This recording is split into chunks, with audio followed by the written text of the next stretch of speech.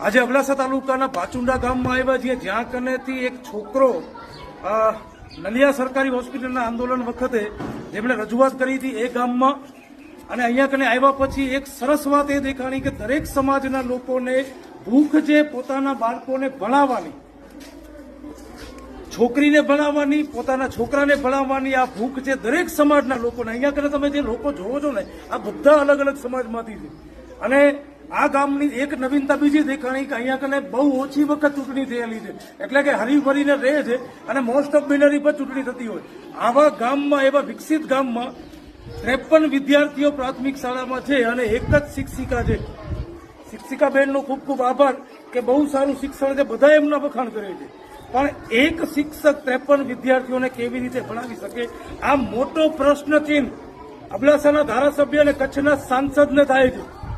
ખરેખર તમારામાં જો શરમ હોય તો અબડાસામાં થોડું ધ્યાન તો આપો. કચ્છને 50% રેવન્યુ આપવા વાળું અબડાસા છે. આ જમીન ખોદશો ને અહીંયા આગળથી સોન નીકળે છે. આ તમારા માટે, તમારા ઘર ભરવા માટે નથી.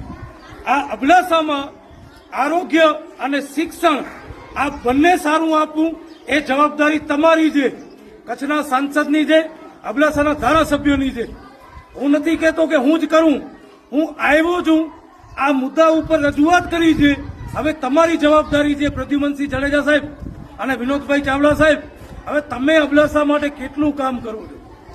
અહીંયા આગળ શિક્ષકો નથી તો કેટલી વહેલી તકે શિક્ષકોની તમે ભરતી કરાવો છો. નલિયા સામૂહિક આરોગ્ય કેન્દ્રમાં એક પણ ડોક્ટર નથી, કેટલી વહેલી તકે ત્યાં કને ડોક્ટરોની ભરતી કરાવો છો. અને તમામે તમામ કચ્છના જે બેરોજગાર શિક્ષકો છે હવે ઉભા થાવ અને 8 થી 10 દિવસની અંદર જ કલેક્ટરશ્રીને એક આવેદનપત્ર આપવાનું છે અને કચ્છમાંથી શિક્ષણના મુદ્દે ગાંધીનગર સુધી એ લોકોના કાન ફાટી જાય એવો મોટો આંદોલન કરવાનું છે.